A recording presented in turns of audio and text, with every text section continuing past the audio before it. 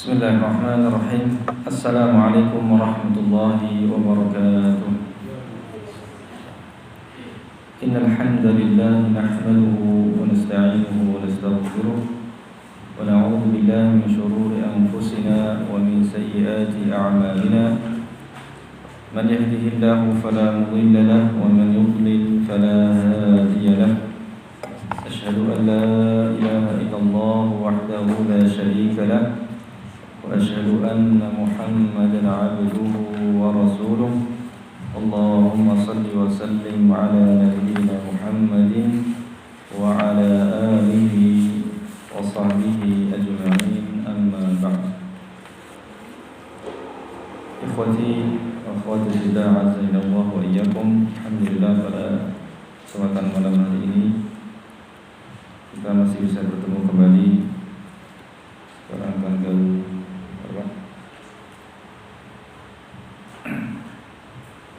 4 Mei 2024 untuk melanjutkan kajian rutin kita dari materi Tauhid, khususnya dari kitab Tauhid. Alhamdulillah kita sudah selesai pada bab yang pertama.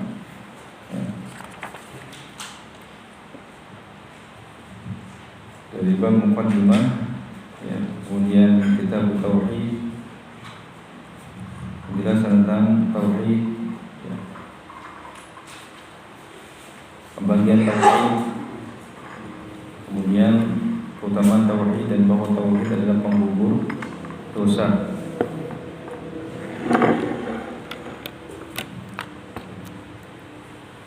Alhamdulillah sudah kita selesai bab pertama.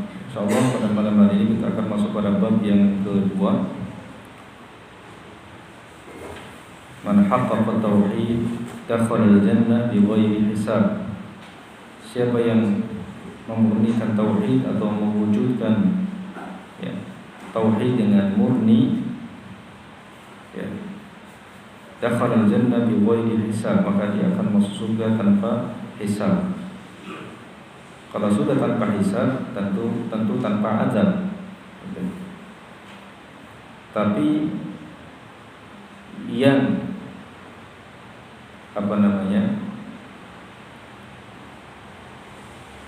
yang dihisab belum tentu masuk surga tanpa azab. Karena nanti ada hisab yang mudah, ada hisab yang rinci. Nanti kita akan bahas di sini. Ada hisab yang kemudian menjadikan pelakunya masuk neraka terlebih dahulu. Ada bentuk hisab yang tidak membuat pelakunya masuk neraka terlebih dahulu, tapi dia akan bisa langsung masuk surga. InsyaAllah, mudah-mudahan Allah Azza wa Jalla berikan kepada kita taufik dan kemudahan dan diberikan ilmu yang bermanfaat. Allahumma inna nas'aluka ilman nafi'a wa rizqan thayyiba wa amalan mutaqabbala. Dan senantiasa kita memohon kepada Allah di hari-hari ini, khususnya kita masih di bulan Syawal dan bahkan 6 bulan setelahnya pasca Ramadan, senantiasa para ulama dahulu memohon kepada Allah Azza wa Jalla amal yang diterima. Yataqabbalallahu minna wa minkum. Semoga Allah Azza wa Jalla menerima amal kami dan amal antum semuanya, khususnya selama di bulan Ramadan kemarin diterima oleh Allah Tabaraka wa Ta'ala. Walaupun mungkin masih banyak kekurangan, nantinya seseorang mukmin itu ketika datang kepada bulan Ramadan kemudian berlalu darinya, maka mesti ada hal yang membuat dia merasa kurang. Kekurang-kurang itulah yang membuat kemudian dia memohon kepada Allah Azza wa Jalla agar diterima. Walaupun amalnya sedikit tapi kemudian diterima, maka itu jauh lebih membahagiakan, jauh lebih memberikan keuntungan daripada banyak tapi kemudian tidak diterima oleh Allah Subhanahu wa Ta'ala. Karena yang menjadi patokan bukanlah banyak atau sedikitnya, tapi yang paling ahsan liyabluwakum ayyukum ahsanu amala. yaitu yang ikhlas karena Allah Tabaraka wa Ta'ala dan sesuai dengan tuntunan Nabi kita yang mulia Muhammad sallallahu alaihi wasallam. Itu yang selalu menjadi acuan kita di dalam beramal, ikhwan.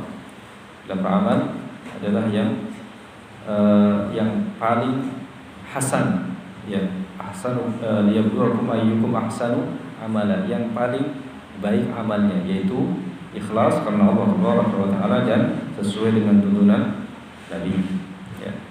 Kalau kita sudah berusaha untuk mengamalkan itu yang mendatangkan dua syarat itu, maka selebihnya kita memohon kepada Allah Tabaraka wa Ta'ala agar diterima amal-amal ibadah kita tersebut. Tapi ikhwas sekalian, azani Allahu wa iyyakum. Jadi bab kedua ini judulnya dalam bahasa Arabnya yang ditulis oleh Syekh adalah man haqqaqa tauhida dakhala al-jannah bi ghairi hisab. Kemudian di sini terjemahkan oleh penulis Ustaz Firanda Hafizahullah dengan judul kemurnian tauhid adalah tiket masuk surga tanpa hisab. Kemurnian tauhid adalah tiket masuk surga tanpa hisab. Takut lupa.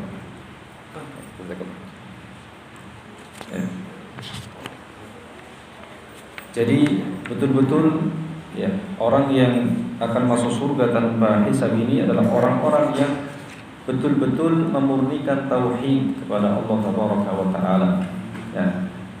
Dan di sini Syekh menyebutkan beberapa dalil, beberapa dalil. Dalil yang pertama yaitu firman Allah Azza wa Jalla, inna Ibrahim kana ummatan qanitan lillahi hanifa wa lam yakun minal musyrikin. Di sini Syekh memberikan atau mendatangkan ayat yang menceritakan tentang Nabi Ibrahim alaihissalam. Bahwasanya Nabi Ibrahim alaihissalam adalah salah satu hamba Allah Azza wa Jalla yang sangat murni tauhidnya. Yani seorang yang betul-betul menghambakan hanya kepada Allah Tabaraka wa Ta'ala, pasrah hanya kepada Allah Azza wa Jalla, bertawakal kepadanya, beribadah hanya kepadanya. Tentu setiap hamba yang bertauhid,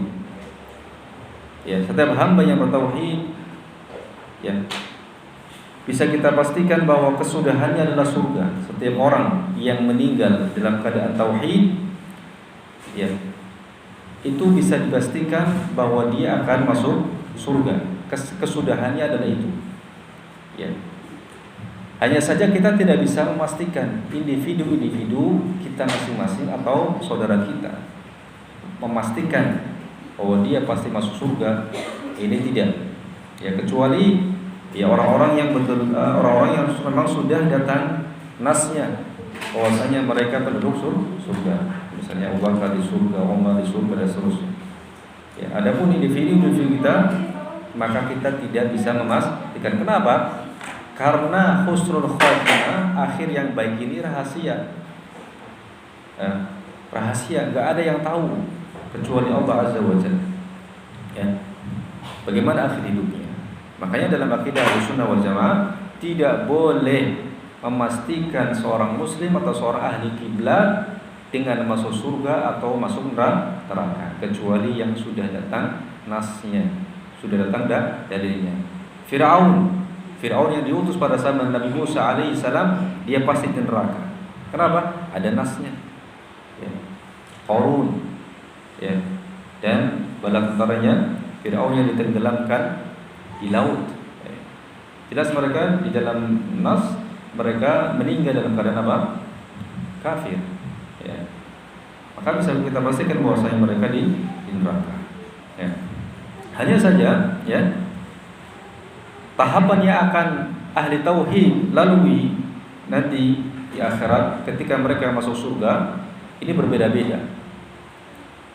Caranya atau tahapannya berbeda-beda. Ada 3 kelompok. Ada 3 kelompok. Yang pertama, kelompok yang akan masuk surga langsung. Kelompok yang akan masuk surga langsung, tanpa hisab. Dan kalau sudah tanpa hisab, dan maka tentu tanpa azab. Makanya di sini Syekh hanya menyebutkan man haqqaqa tauhid dakhala al-jannah bighairi hisab. Siapa yang memurnikan tauhid, maka dia akan masuk surga tanpa hisab. Ini kelompok yang paling tinggi, ya. Dan kelompok yang jumlahnya paling sedikit. Kelompok yang jumlahnya paling sedikit disebutkan dalam hadis yang sahih, di sini disebutkan oleh Syekh itu 70.000 dari umat Rasulullah sallallahu alaihi wasallam. Sedangkan jumlah umat Rasulullah berapa? Miliaran. Miliaran. Dari awal beliau diutus sampai nanti ke hari kiamat. Ya. 70.000. Kira-kira masuk enggak? Kira-kira masuk enggak 70.000? Ya. Boleh enggak kita berdoa seperti itu? Boleh. Silakan, enggak masalah.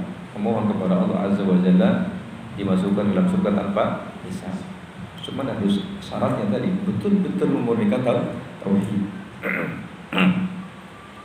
Ya kalau nggak masuk itu minimal yang kedua, ya hisab yang mudah, hisab yang mudah. Dan itu juga doa yang diajarkan oleh Rasulullah Sallallahu Alaihi Wasallam. Allahumma hasibni hisaban yasira. Ya Allah, hisab aku dengan hisab yang mudah.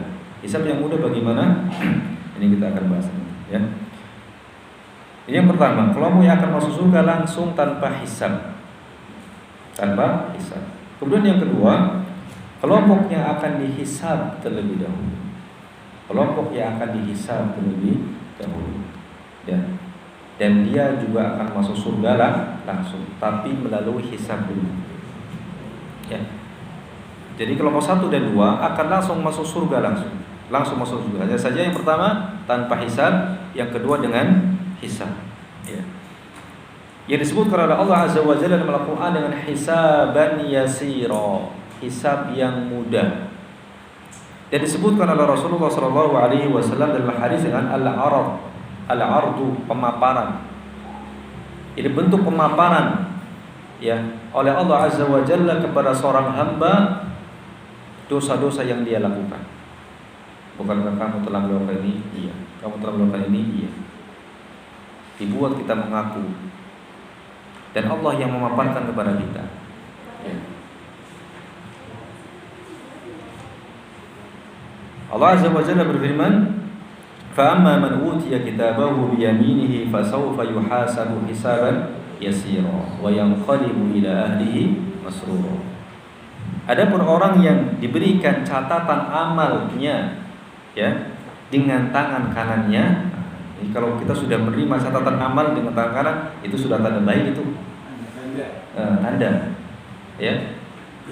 Adapun orang yang diberikan catatan amalnya itu dengan tangan kanannya, ya, fasawfa yuhasabu hisaban yasira, maka dia akan dihisab dengan hisab yang mudah. Wa yanqalibu ila ahlihi masrura, dan dia akan kembali kepada kaumnya yang beriman, ya, dalam keadaan bergembira, senang setelah dihisab, setelah menyendiri dengan Allah Azza wa Jalla. Jadi hisabnya itu menyendiri. Jadi Allah Azza wa Jalla ajak dia bicara menyendiri. Dibuka aibnya, tapi bukan di hadapan halayak ramai. Subhanallah. Ini hisab yang mudah. Dia disampaikan kepada dirinya, ya, tentang dosa-dosa yang dia lakukan. Bahkan disebutkan dalam riwayat hanya sebagian dosa saja. Hanya sebagian dosa saja, enggak seluruhnya. Saking besarnya rahmat Allah Azza wa Jalla kepada hamba-Nya tersebut. Ya.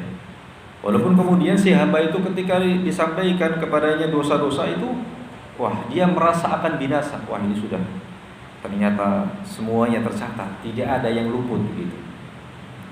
Sampai kemudian dia merasa akan binasa, kemudian Allah Azza wa Jalla berkata kepadanya, berfirman kepadanya, ya, dahulu di dunia aku telah menutupnya. Jadi dosa-dosa tersebut ditutup oleh Allah Azza wa Jalla dari manusia. Berapa banyak dosa yang kita lakukan secara sembunyi, dan Allah tutup itu dari pandangan manusia. Dan pada hari ini aku ampuni dosa tersebut. Subhanallah. Ya. Dan pada hari ini aku ampuni dosa tersebut. Itu yang disebut dengan hisab yang mudah. Ya, disebutkan Al-Quran dengan hisaban yasira, dan disebutkan dalam al-hadis dengan al-ardu, ya, pakai ain. Al-ardu artinya pemaparan. Ya, dipaparkan di hadapan kita oleh Allah Azza wa Jalla, ya, dosa-dosa kita. Tapi itu dilakukan secara sembunyi, artinya berdua saja antara kita dengan Allah Subhanahu wa taala. Ya. Dibongkar, ya. Namun kemudian dimaafkan oleh Allah, diampuni oleh Allah. Ya. Adapun di sana ada hisab yang rinci atau disebut dengan munaqasyah. Ya. Disebutkan dalam hadis Rasulullah SAW mengatakan man nuqishal hisab udziba. Man nuqishal hisab udziba. Barang siapa yang kelak dihisab dengan secara rinci, secara mendetail, ya, berarti dia akan disiksa, ya. Sampai kulitnya, tangannya, kakinya disuruh dijadikan apa? Saksi. Adapun dalam hisab yang mudah tidak sampai mendatangkan kulit, kaki, ya, pendengaran, semuanya, tangan itu dijadikan sebagai saksi, tidak sampai. Ya. Adapun hisab yang rinci ini akan sampai, ya, kakinya, tangannya, kulitnya akan menjadi saksi berbicara dengan perintah Allah Subhanahu wa taala. Dan ini yang hisab yang sulit, ya. Maka hisab yang seperti ini, munaqasyah, ya, yang secara rinci ini, maka orang tersebut alamat akan masuk neraka terlebih dahulu, ya, di kalangan umat Rasulullah sallallahu alaihi wasallam. Menuqishal hisab udziba. Siapa yang dihisab kelak dengan hisab yang rinci, ya, bukan hisab yang mudah, berarti dia akan disiksa.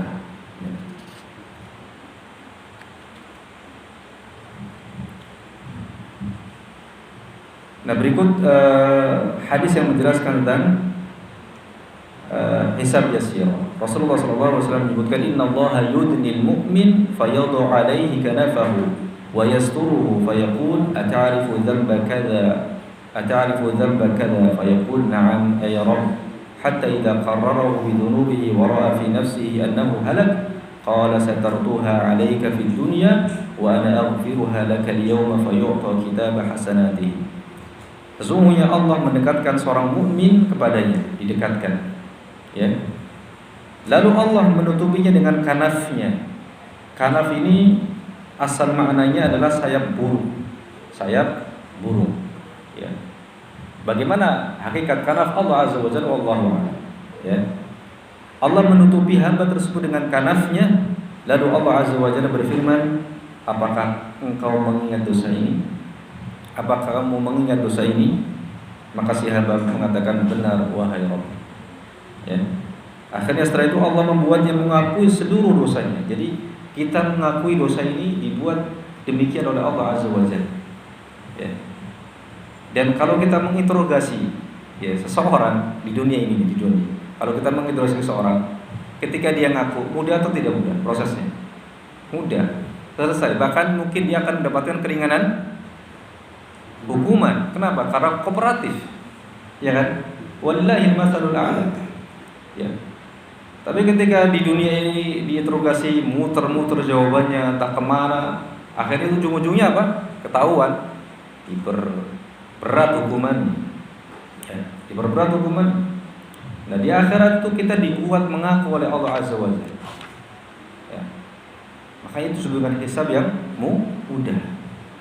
Kita dibuat mengaku oleh Allah Azza wa Jalla, ya Rabbi, ya Rabbi, ya. Nah, setelah itu ketika dia merasakan binasa, Allah Azza wa Jalla berfirman kepadanya, ya, aku telah menutupi dosa-dosa tersebut untukmu ketika di dunia, ya. Ditutup oleh Allah. Kalau seandainya kita tahu, ya, ada indikasi dosa yang pada seseorang, entah itu dari bau atau semacamnya, mungkin orang nggak mau duduk bersama dengan kita, ya. Berapa banyak dosa yang kita lakukan secara sembunyi-sembunyi. Ya. Allah tutup dosa tersebut ya di dunia. Dan aku mengampuninya untukmu pada hari ini. Lalu ia pun diberikan buku catatan kebaikannya. Ya. Di sini Allah tidak azza wa jalla tidak memerintahkan tangan, kaki dan anggota tubuh untuk bersaksi. Ya, tidak. Ya. Allah tidak memerintahkan itu. Ya. Akan tapi Allah azza wa jalla yang secara langsung memaparkan, secara langsung menyampaikan, memaparkan, kemudian kita dibuat mengakui itu semua. Ya. Bahkan disebutkan dalam sebagian riwayat saking besarnya rahmat Allah azza wa jalla, ya. Bahkan yang dipaparkan oleh Allah azza wa jalla ini bukan seluruh dosa si hamba ini, melainkan hanya dosa-dosa kecilnya saja, sebagian dosa-dosa saja, tidak seluruhnya. Ya. Tidak seluruhnya dipaparkan oleh Allah Subhanahu wa taala. Itu pun dia sudah merasakan binasa. Ya. Tidak ada sebagian dosa yang tidak dipaparkan oleh Allah Subhanahu wa taala. Ya. Ini kelompok yang kedua, ya, kelompok yang akan masuk surga langsung tapi dengan hisab yang mudah. Ya. Hisab yang yasir. Di sana ada doa, ya. Dengan yaitu doa Allahumma hasibni hisaban yasir. Ya Allah, hisablah aku dengan hisab yang mudah. Ya. Minimal kalau seandainya kita tidak masuk dalam kelompok yang pertama, kelompok yang kedua. Kelompok yang kedua. Jangan sampai kita merasa aman dari adab Allah azza wa jalla. Ya, senantiasa kita mohon kepada Allah ampunan. Ya. Karena kalau kita sudah diampuni, ya, itu apa? Jaminannya apa? Surga. Makanya kalau kita sudah ketika kita habis ibadah, apa yang diberitakan oleh Allah? Istighfar. Habis selesai haji istighfar. Ya. Habis sholat malam istighfar. Habis sholat 5 waktu istighfar. Kenapa? Karena banyak kekurangan. Kita mohon kepada Allah azza wa jalla ampunan. Ketika kita melaksanakan ibadah tersebut banyak kekurangan dan kita mohon kepada Allah ampunan. Ya. Makanya banyak dalam hadis ataupun dalam ayat Al-Quran atau hadis, ya,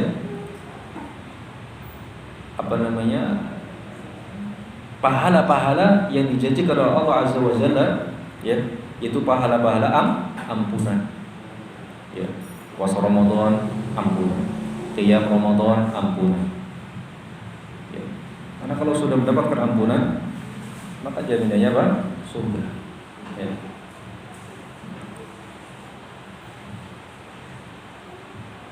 Kemudian kelompok yang ketiga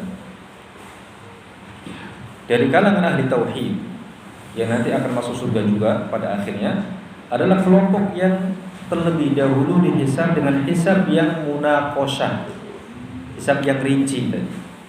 Hisab yang rinci. Kemudian ia disiksa di neraka terlebih dahulu untuk menghapuskan dosa-dosa yang telah dia lakukan di dunia. Misalnya para pelaku dosa besar dari kalangan umat Islam, para pelaku dosa besar, ya, orang-orang fasik, ya, dan dia meninggal dalam keadaan tidak bertaubat. Ya, subhanallah, kalau seandainya seorang hamba pelaku dosa besar, kemudian dia meninggal dalam keadaan bertaubat, insya Allah Allah azza wa jalla akan ampuni seluruh dosa-dosanya itu. Ya. Hanya saja tidak semua hamba itu mendapatkan nikmat taubat. Itu masalahnya. Makanya di antara doa yang kita perbanyak adalah doa Allahumma rzuqni taubatan nasuha qablal maut. Ya Allah, karuniakanlah kepadaku taubat nasuha sebelum mati. Nabi juga mengatakan at-taibu minadz-dzanbi kaman la dzanba lah. Seorang yang bertaubat dari sebuah dosa maka seperti orang yang tidak punya dosa. Ini penting sekali taubat ini. Ya. Dan sudah menjadi fitrah, sifat dasar manusia senantiasa banyak berbuat dosa. Setiap hari siapa yang di antara kita yang tidak pernah berbuat dosa? Hampir setiap hari.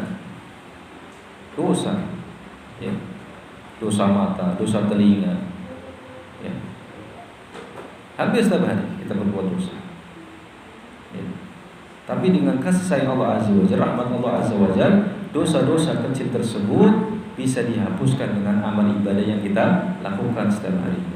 Sholat 5 waktu, ya, melangkah kaki kita ke musola, ke masjid, subhanallah, ya. Dan demikianlah seorang mukmin senantiasa hidupnya di antara khauf dan roja, di antara takut dan berharap. Takut dengan azab Allah, ya, dan berharap dengan pahala dari Allah Subhanahu wa taala. Berharap diterima amal ibadahnya. Seimbang antara khauf dan roja, ya. Nah, yang dimaksud dengan hisab munaqasyah, yakni perhitungan dan pengauditan amal perbuatan hamba secara rinci, ya, diaudit, dihitung secara rinci, ya. Dan penuntutan akan segala dosa, semua dosa, baik yang besar maupun yang kecil, sangat detail, sangat rinci sekali. Ya, kalau kita menghadapi ujian syafahi, ujian lisan, ya, atau mungkin interview masuk kerja lah, ya. Itu kan ada ujian apa? Lisan. Semakin detail pertanyaan maka semakin sulit jawaban, kan? Semakin kita tersiksa, gitu kan? Dalam ujian tersebut semakin kita tersiksa. Tapi kalau pertanyaannya sedikit, ya, kemudian mudah, ya, kita pun enjoy, senang, gitu. Walillahil mathalul a'la, ya. Semakin banyak yang ditanyakan, semakin stres kita, semakin merasakan kesulitan. Itulah munaqasyah. Namanya munaqasyah itu detail, ya. Sidang munaqasyah, nah, itu. Sidang munaqasyah, S1 atau S2, S3 itu kan. Munaqasyah ditanya secara mendalam, terperinci, ya, dari yang kecil sampai yang besar, ya. Kemudian setelah itu apa? Tanpa pemaafan. Sudahlah di situ ditanyakan secara rinci, ujung-ujungnya apa? Tidak diampuni oleh Allah Subhanahu wa taala. Kalau yang tadi yang hisaban yasira, mudah, tidak semua dosa dipaparkan, setelah itu ujungnya apa? Diampuni, ya, diampuni. Kalau ini enggak, sudahlah sulit secara rinci, ya, kemudian ujung-ujungnya tidak dimaafkan. Tapi tetap kondisi orang ketiga ini lebih baik daripada orang kafir, gitu, ya. Orang kafir, orang munafik kekal selamanya di neraka. Waliyadzubillah. Adapun ini masih seorang muslim ahli tauhid, ya. Dan itu yang kita yakini, ahlu sunnah wal jamaah meyakini bahwasanya para pelaku dosa besar, ya, yang tidak diampuni oleh Allah Azza wa Jalla ketika dihisab, ya, dengan hisab yang rinci tadi, pada akhirnya dia akan masuk surga meskipun harus melalui neraka terlebih dahulu. Berapa lamanya? Ya, beda-beda, tergantung kadar dosa masing-masing, ya. Dan di antara dosa besar yang disebutkan dalam nas Al-Quran, itu akan menetap di dalam neraka dalam waktu yang lama, itu dosa membunuh. Dosa membunuh nyawa tanpa alasan yang dibenarkan, ya. Membunuh seorang muslim dengan sengaja, ya. Di dalam neraka, ya, kekal, ya, khalidan fiha. Tapi kekal di situ bukan kekal dalam artian seperti orang kafir. Kata Syekhul Islam Ibnu Taimiyah, ya, kekal di situ bagi orang yang membunuh seorang muslim dengan sengaja, itu kekal al-muqsud tawil. Maksudnya apa? Menetap dalam waktu yang lama. Nah, ini berkaitan dengan darah seorang muslim. Dan itu nanti pertama kali yang akan dihisab berkaitan dengan hak Adam atau hak sama manusia. Di negara kita, masya Allah, nyawa itu kayak nggak punya harga, ya nggak? Kalau kita lihat berita sekarang, ya pembunuhan itu di mana-mana, banyak sekali. Carok kemarin baru 5, Saropi Madura, Pak ya, 5, bukan 1, 5 nyawa melayang gara-gara carok itu. Padahal sebelumnya sudah ada, tapi nggak bisa mengambil pelajaran. Kenapa begitu mudah melayangkan nyawa seorang muslim? Ya karena itu tadi, hukumannya nggak membuat orang jerah, hukumannya nggak membuat orang takut. Paling masuk penjara berapa tahun selesai. Berapa kalau membunuh? Oh, seumur hidup. Seumur hidup itu artinya umurnya pelaku ya. Misalnya sekarang 40, berarti 40 tahun. Kalau 60 gak nyampe kayaknya. Kalau 60 berarti 60 tahun. Subhanallah, luar biasa. Belum lagi kemarin seorang wanita di Koper, ya. Subhanallah, luar biasa, ya. Di mana di saat yang bersamaan di negara tauhid, di Mamlakatul Arabiyah Saudiyah, sangat jarang sekali berita pembunuh. Orang mau bunuh itu mikir-mikir. Kisos. Ya, bunuh. Makanya dikatakan oleh Allah benar, ya. Walakum fil qisasi hayatun ya ulil albab. Bagi kalian dalam hukum qisas itu ada kehidupan, wahai orang-orang yang berfikir. Ya. Kita lihat lagi di negara kafir, subhanallah, di negara kafir, ya, itu lebih mudah lagi itu, ya. Bahkan di siang hari bolong bisa terjadi baku tembak, merampok, ya, geng, mafia dan seterusnya. Ya. Subhanallah, ini semakin menjadikan kita yakin tentang kebenaran agama kita sekali. Agama Islam betul-betul agama yang rahmatan lil alamin, rahmat bagi sekalian alam. Orang merasa tenang, dan itu sudah diakui oleh orang-orang kafir ketika mereka tinggal di Saudi contohnya. Mereka merasa aman, mereka merasa tenang, gitu. Ya. Ketika itu tidak mereka dapatkan di negaranya. Subhanallah. Ya. Jadi seorang muslim yang betul-betul memahami agamanya dengan baik dan benar, ya, maka dia akan memberikan rasa aman kepada orang sekelilingnya. Ya. Itulah Islam. Ya, kalau seandainya kemudian ada kaum muslimin atau ya sebagian umat Islam yang jauh dari itu, maka karena mereka tidak memahami agama ini dengan benar, atau mereka memahaminya dari pintu yang keliru, atau mereka tidak masuk secara kafah, kafah, ya. Masih setengah-setengah, ya. Allah musta'an. Ya, jadi hamba yang seperti ini yang dihisab dengan hisab yang rinci, ini akan dihisab terlebih, akan diazab terlebih dahulu di neraka. Ya. Hanya saja secara umum orang yang meninggal di atas tauhid, ya, orang yang bertauhid, ya, secara umum itu akan dihisab dengan hisab yang mudah. Ini secara umum. Orang yang bertauhid secara umum itu akan dihisab dengan hisab yang mudah atau ard, ya.